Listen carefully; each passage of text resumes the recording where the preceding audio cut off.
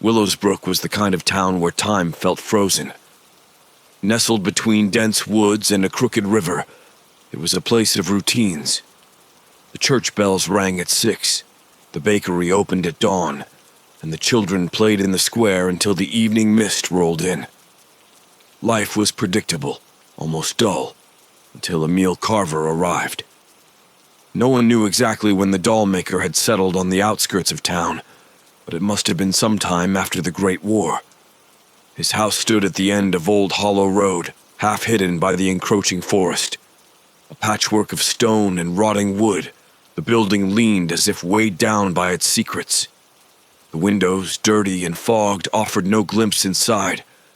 Even the town's bravest children avoided it, swearing that shadows moved behind the glass when no one was watching. Emil himself was a mystery. Pale, thin, and always hunched over as if gravity pulled harder on him than anyone else. He was rarely seen in town, except when delivering his work. His dolls. They were unlike any the town had ever seen. Life-sized, meticulously crafted, their faces painted with an unsettling level of detail. Some bore mischievous smirks, others wide-eyed stares, but all shared the same uncanny lifelike quality. Too lifelike, some said. The townsfolk whispered about him constantly. A harmless eccentric, the grocer would say, shaking his head at the silly rumors. But others weren't so sure. Especially as Halloween approached and Emil unveiled his latest creations. Dolls so eerily human they seemed to breathe. The mayor's daughter, Lydia, was the first to see them. A delicate thing with wild auburn curls and a heart that craved adventure, Lydia had always been captivated by oddities. The afternoon she wandered past Carver's shop window. Something about the way the doll's eyes glistened in the dim light drew her in. She stood frozen, captivated by the one placed center stage. A young girl around her age with dark curls framing an alabaster face. The doll wore a lacy white dress, its small hands clutching a bouquet of dried flowers. Its eyes, glassy and unblinking, seemed to watch Lydia closely, as if waiting. Lydia didn't even realize she had entered the shop until the door clicked shut behind her. The air inside was thick with the smell of wood shavings, paint, and something else. Something sweet, but faintly rotten. She glanced around, noticing rows of dolls lining the walls, each more disturbingly lifelike than the next. "Beautiful, aren't they?" A low voice rasped from the shadows. Lydia jumped, her heart leaping to her throat. Emil Carver stood behind the counter, his gaunt figure partially obscured by the dim light. His eyes, cold and dark, flicked over her for a brief moment before returning to the doll on the stage. "This one, she's special. Perfect for someone like you." Lydia swallowed hard, unsure whether to feel flattered or unnerved. The way he spoke about the doll felt wrong. "How much?" she asked, her voice barely more than a whisper. Carver smiled, a thin, crooked smile that didn't reach his eyes. "For you, Miss Lydia, it is not the matter of price. Consider her a gift." A cold shiver danced down her spine, but she couldn't resist. The doll had already captured her heart in some strange, unexplainable way. She nodded, and Emil Carver wrapped the figure carefully, his long, spindly fingers working with precision. As Lydia left the shop, she glanced back one last time. Carver stood motionless in the doorway, watching her with the same unsettling stillness his dolls possessed. That evening, when Lydia brought the doll home, she placed it in her room by the window where the moonlight could cast gentle shadows over its delicate face. She admired its craftsmanship for a long while before crawling into bed, pulling the covers tight around her. But as the night deepened and the wind howled outside, Lydia awoke to a soft sound, a faint, almost imperceptible rustling. She blinked in the darkness, heart pounding in her chest. The room was still, the doll exactly where she had left it. But something was different. The doll's hands, once clasped sweetly around the flowers, now rested open on its lap. Lydia barely slept that night, her dreams shattered by flickers of shadow and the sound of delicate hands brushing against fabric. By morning, she convinced herself it was all in her head. The wind, the rustling curtains, anything but the doll. Still, the unease lingered. She refused to touch it that morning, leaving the doll sitting stiffly by the window as she hurried downstairs for breakfast. Her mother noticed the dark circles beneath Lydia's eyes. "Didn't sleep well, dear?" Lydia hesitated, a spoon halfway to her mouth. "No, just bad dreams." But when she looked out the kitchen window, toward the distant woods where the Dollmaker's shop lay hidden, a chill crept up her spine. She couldn't shake the feeling that something wasn't quite right. Later that afternoon, Lydia's friends came by, eager to see the doll she had spoken about so excitedly the day before. When they crowded into her room, giggling and pointing at the doll, Lydia felt a wave of discomfort. The doll, with its unblinking glass eyes and delicate features, now seemed like a stranger, something not meant to be touched or admired. "Let's move her," one of her friends suggested, tugging at the doll's arm. But as her fingers closed around its wrist, the girl recoiled with a gasp. "Ugh, it's ice cold!" The others laughed, but Lydia felt a twist in her gut. "Don't," she said, a little sharper than she meant to. "She's fragile."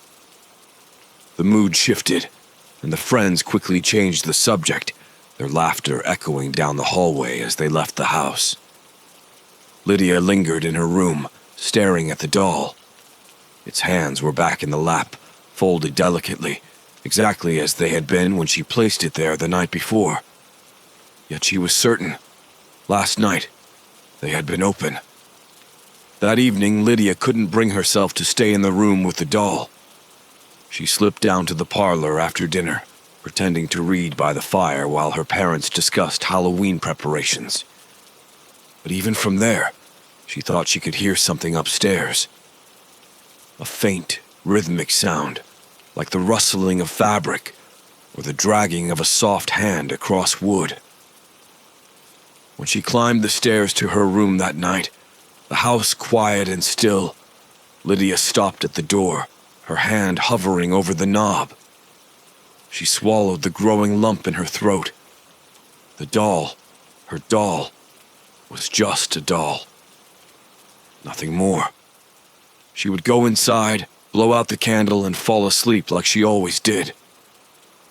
But as soon as she stepped through the door, something strange happened. The air was cold, colder than the rest of the house, and the familiar scent of her room, lavender and wood polish, had been replaced by something old and musty, a smell like damp earth and rotting leaves. Her heart raced as she looked toward the window. The doll hadn't moved, but its face seemed different. There was no smile, no serene expression, only blankness. Its eyes, once reflective and bright, seemed darkened, as though a shadow passed behind them. Lydia stumbled back, her breath catching in her throat. The sound of whispers filled the room, soft at first but growing louder, unintelligible words that wrapped around her mind like a tightening noose. She clutched her ears, squeezing her eyes shut, but the voices burrowed deeper, crawling under her skin. "Lydia." Her eyes snapped open. The room was silent again, the doll perfectly still. But she had heard it. Her name, whispered in a voice that wasn't hers, that wasn't even human. Trembling, Lydia fled the room, barely stopping to grab her blanket before collapsing on the couch downstairs. Her parents, already asleep, didn't hear her sobs, and she didn't dare wake them. The next morning, she refused to return to her room. Her mother, puzzled by her behavior, chalked it up to teenage whims and the stress of the upcoming holiday. But Lydia knew better. There was something wrong with the doll. Something deeply, terribly wrong. That afternoon, she walked by the Dollmaker shop again, unable to resist peeking into the window. The same faint smell of sawdust and paint lingered in the air, but the shadows inside the workshop seemed darker, as though something more than wood and glass lurked within. As she stared into the shop, her heart pounding, Emil Carver appeared behind the counter, his pale face barely visible through the dirty glass. He didn't wave or smile, but his eyes, cold and unblinking, locked onto hers. Lydia turned and ran, her feet pounding the cobblestone street as the wind carried the faintest sound of a whisper behind her. Lydia. Willowsbrook was changing, subtly at first, in ways that most of the townsfolk couldn't put into words, but the feeling was there, a heaviness that clung to the air, an unease that shadowed every step. People began whispering about strange things happening to those who visited Emil Carver's shop, but no one dared speak too loudly. The Dollmaker, after all, had been in Willowsbrook for years without issue. Surely these stories were nothing but superstition stirred up by Halloween. Lydia wasn't so sure. Since bringing the doll home, she hadn't been able to shake the sense of being watched. Every time she passed her bedroom door, her skin prickled, as though something was just on the other side, waiting. The whispers had grown more frequent, faint, barely perceptible at first, but now almost constant at night. They echoed in the corners of her mind, threading through her thoughts like a voice trying to break through. She stopped sleeping in her room altogether, curling up instead on the downstairs couch. Her parents, worried by her strange behavior, tried to reason with her. "It's just a doll, Lydia," her father said one evening, glancing up from his newspaper. "Whatever's gotten into you, it's time to let it go." But Lydia couldn't explain it, not without sounding mad. So she said nothing, clinging to the faint hope that maybe, if she ignored it long enough, the doll would lose its hold over her. Then the disappearances began. First, it was small things. A book left on a table would vanish, only to be found days later in a completely different room. Objects seemed to move on their own. Knickknacks, photographs, even the family cat's food dish, which Lydia found knocked over one morning despite no one being awake. But it wasn't just things. People in town began to go missing too. The first was Mrs. Calloway, the librarian, known for her strict routines. She hadn't shown up to open the library one morning, and by the afternoon the townsfolk were buzzing with concern. Her door had been locked, her house undisturbed, but no one had seen her since the evening before. A few days later it was Mr. Thompson, the butcher. He'd been working late in his shop, only for his assistant to arrive the next morning and find the place empty. No sign of struggle, no indication he'd even left. The town was growing nervous, but no one had any answers. Lydia felt the weight of the disappearances more keenly than most. The whispers had grown louder, more insistent, ever since Mrs. Calloway vanished. The doll remained exactly where she had left it in her room, but now, whenever Lydia dared glance inside, she swore it was watching her, its cold, glassy eyes reflecting something deeper, something darker. One evening, after a particularly restless night, Lydia's mother found her sitting on the front steps, staring out at the darkening sky. "Lydia, honey, you've got to stop worrying about that doll. It's been a week, and nothing's happened. Maybe we should just get rid of it." "Would that make you feel better?" her mother offered. Lydia bit her lip. The thought of throwing the doll away terrified her, but what terrified her more was the idea of keeping it. "Maybe," she whispered. "Maybe we should." The next morning, Lydia's father climbed the stairs, preparing to take the doll out of the house once and for all. But when he stepped into Lydia's room, it was empty. The doll, once poised delicately by the window, was gone. Lydia felt a wave of both relief and dread. Relief because the doll was no longer in her house. Dread because she hadn't moved it.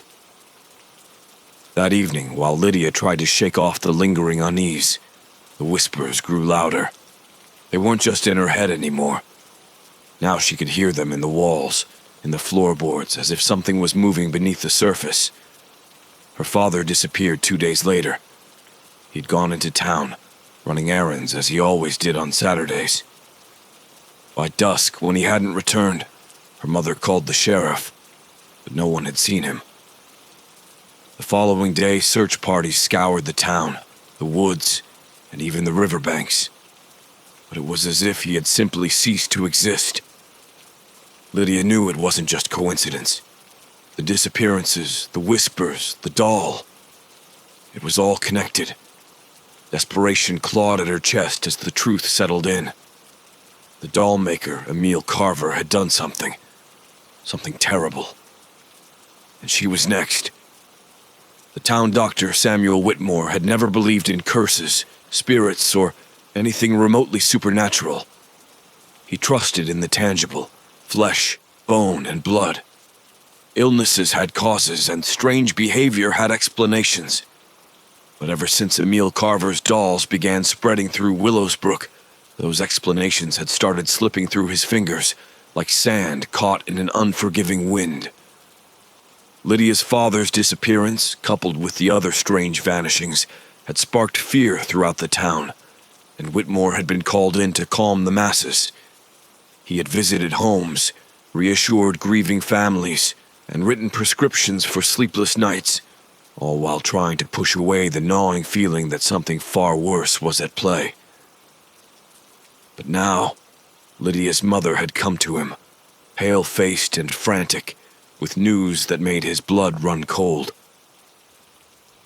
"Lydia's hearing things, Doctor," her mother whispered, wringing her hands. "She's talking about voices in the walls, about the Dollmaker." Whitmore had always thought of Lydia as a bright girl, full of life. The thought of her succumbing to the same madness that seemed to be creeping through the town filled him with dread. He decided to visit her himself. The moment he entered the house, Whitmore felt the air shift, heavy, oppressive. Lydia sat curled up on the sofa, a blanket pulled tightly around her shoulders. Her eyes were sunken, dark circles etched beneath them, but they were wide, alert, as though she were listening for something just out of reach. "Lydia," he said gently, sitting beside her, "your mother tells me you haven't been sleeping." She didn't respond at first, staring straight ahead, her lips pressed into a thin line. Whitmore glanced at her mother, who hovered anxiously by the doorway before trying again. "I want to help you, Lydia, but I need to know what's going on." Finally, she spoke, her voice barely more than a whisper. "It's the dolls, the ones from Emil Carver's shop. They aren't normal." Whitmore felt a flicker of unease. He had dismissed the rumors at first, but seeing Lydia now, gaunt and trembling, made him question everything. "What do you mean? They're just dolls, aren't they?" Lydia's eyes snapped to his, and Whitmore felt a chill settle in his bones. "They move when no one's looking. They whisper at night. They know things. And anyone who touches them, anyone who gets too close, starts losing their mind." Whitmore exhaled slowly, trying to maintain his calm. "Lydia, I've known you since you were a child. You're a smart girl. Maybe the stress of your father's disappearance—" "No," she cut him off, her voice sharp and desperate. "It's not just in my head. It's happening to the whole town." Her hands shook as she reached for something under the blanket.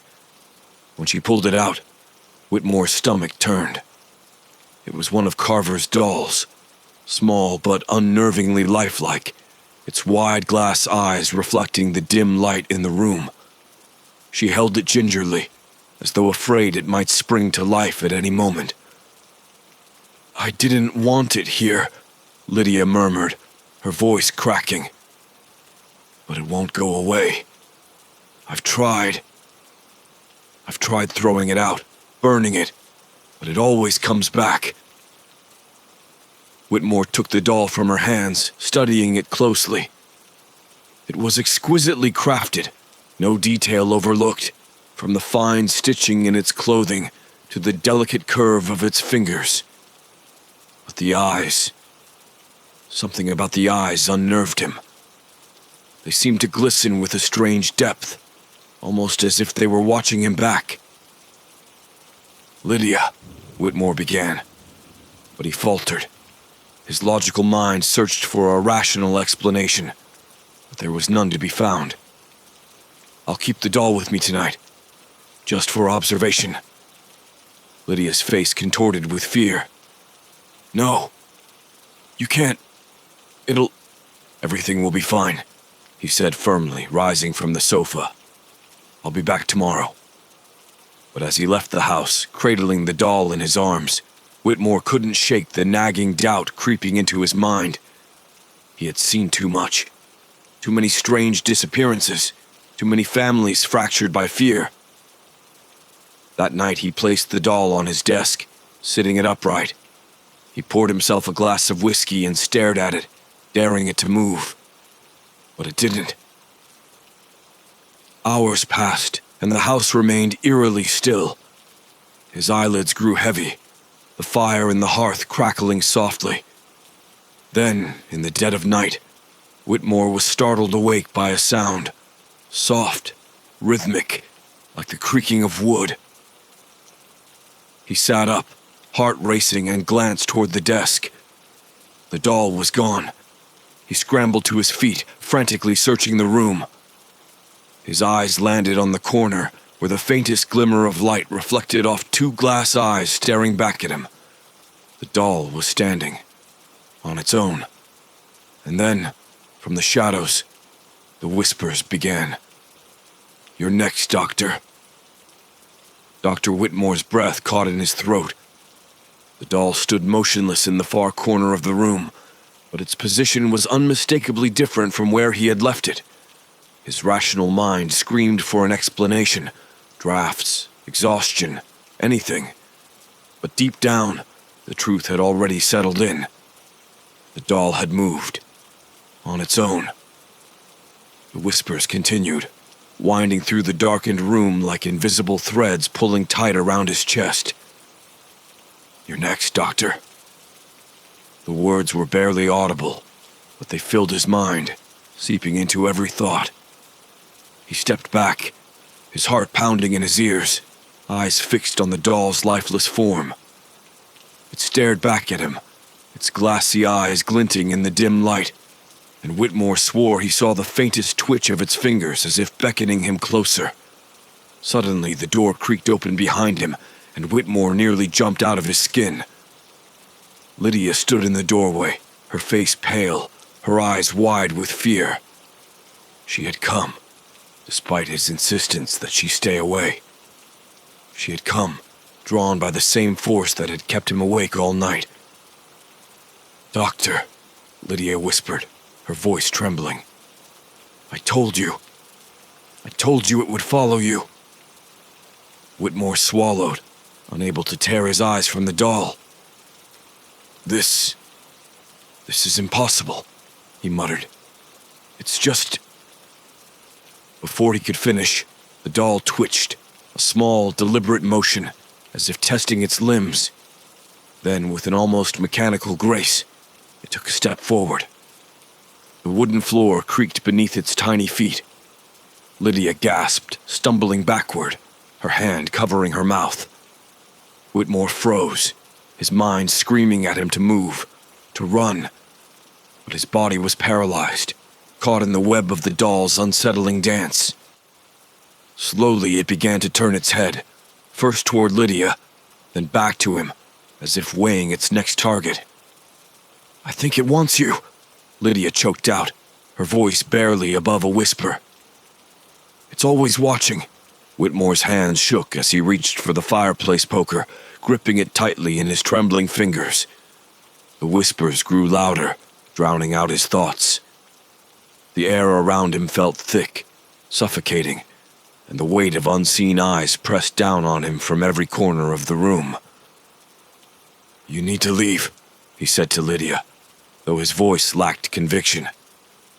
"Get out of here, now." But Lydia didn't move. She stared at the doll, her face a mask of terror. "It's not just one of them, Doctor. It's all of them. Carver's entire collection. They're alive." Whitmore's breath hitched. "What are you talking about?" "The dolls," Lydia said, her eyes glassy with panic. "They aren't just dolls. They're vessels. I heard Carver talking. I saw him. He's using them to contain something. Something dark." Whitmore's pulse quickened as the pieces of the puzzle began to fit together. He had suspected Carver of something strange, but this was far worse than he had imagined. Carver's dolls weren't just haunting people's dreams. They were the source of something far more ancient and sinister. "He's controlling them," Lydia continued, her voice trembling. "They're his puppets, but there's something else. Something in the workshop.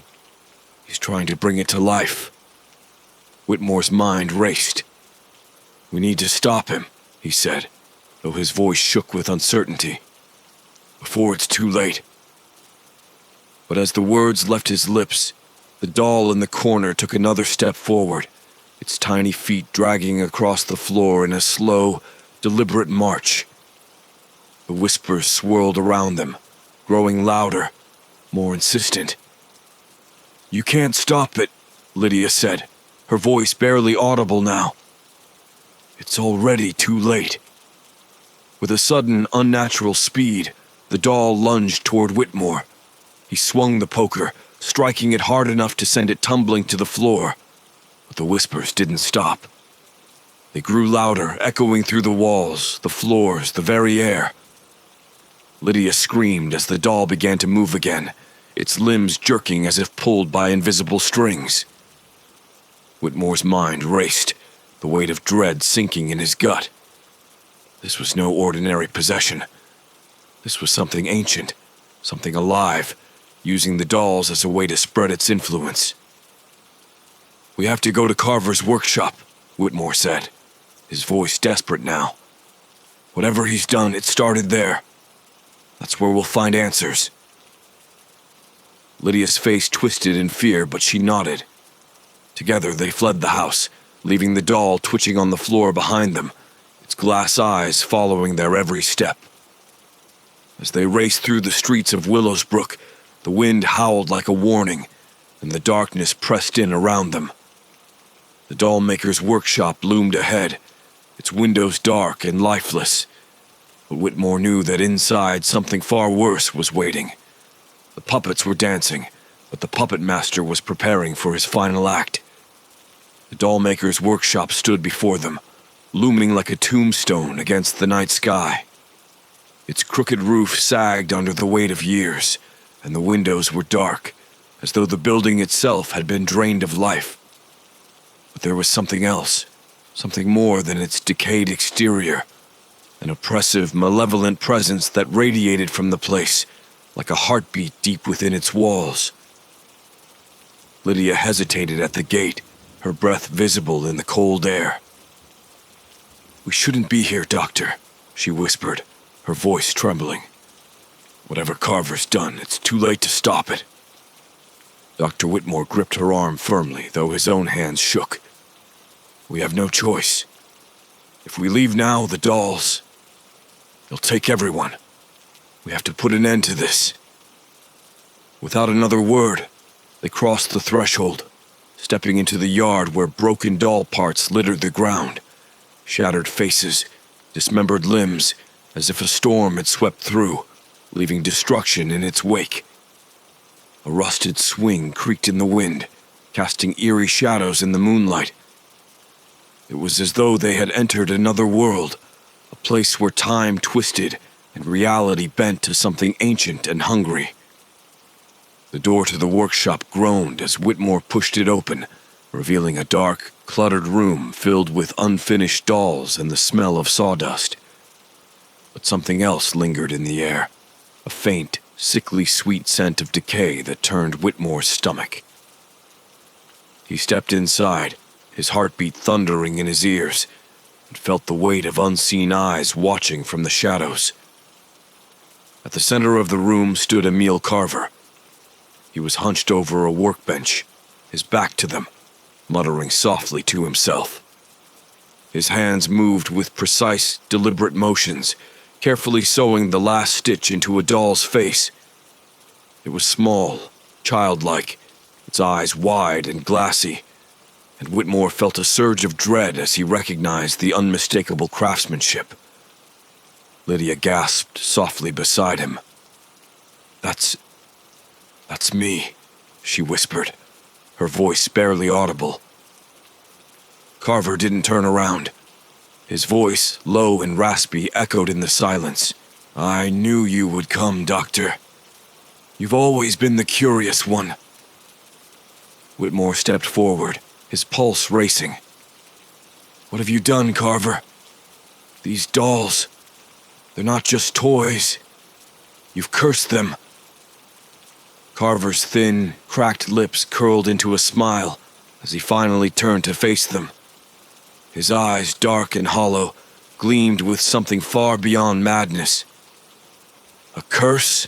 No, Doctor. These are gifts. Vessels, as the girl said. You see, I've merely given them life. Life they so desperately needed."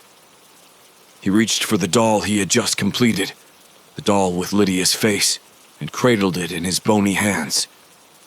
They were once lost, wandering souls, but now they are something more. They serve a higher purpose. Lydia stepped back, horror filling her eyes. "What are you talking about? What purpose?" Carver's gaze shifted to her, cold and calculating. "They're part of something much older than this town, much older than any of us. There's power in them, a power I've only begun to tap into." Whitmore's mind raced. Carver wasn't just making dolls, he was trapping something within them. But what? "You're insane!" Whitmore spat, his voice trembling with both fear and anger. "These disappearances, the madness, it's because of you." Carver chuckled, a sound that sent chills down their spines. "Madness? No, Doctor. It's enlightenment. Those who touch the dolls are given a glimpse of the truth, a glimpse of the great ones who slumber beneath. The dolls are merely their messengers." Whitmore felt the weight of the truth settle over him like a suffocating fog. Carver wasn't creating toys. He was creating conduits for something far older, something dark and malevolent. The dolls were vessels for forces beyond their understanding, forces that had already begun to consume the town. "Your time is over, Carver," Whitmore said, his voice firm despite the terror clawing at his chest. "We're going to stop you." Carver's smile faded, his eyes narrowing. "Stop me," he hissed. "You think you can stop them? You think you can sever the strings?" With a sudden, unnatural speed, Carver lunged for the dolls at his workbench, his hands moving like a puppet master's, manipulating invisible strings. The room filled with the sound of creaking wood, and Whitmore realized too late what was happening. The dolls began to move. From the shelves, from the shadows, dozens of dolls, each meticulously crafted and eerily lifelike, began to stir.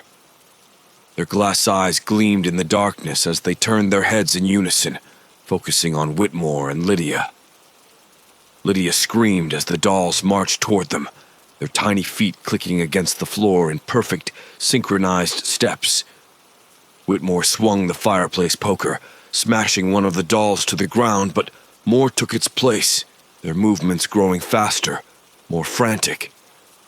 Carver laughed, a maniacal cackle that echoed through the workshop. "You can't stop them, Doctor. They are beyond you, beyond all of us." As the dolls closed in, Whitmore grabbed Lydia's arm and pulled her toward the door. They stumbled into the yard, slamming the door behind them, but the dolls were relentless, scratching and pounding at the wood. "We need to destroy them," Lydia cried, her voice panicked. "All of them!" Whitmore's eyes darted around the yard, and his gaze fell on the lantern hanging by the gate. Without a word, he grabbed it, smashing it against the ground.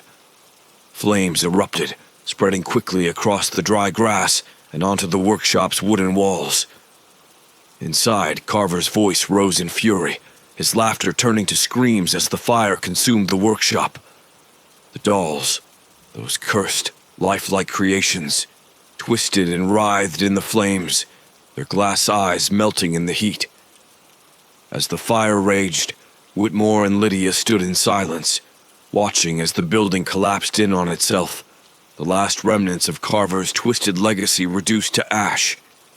But even as the flames died down, Whitmore couldn't shake the feeling that somewhere, in the charred remains of the workshop, the strings of the damned still danced.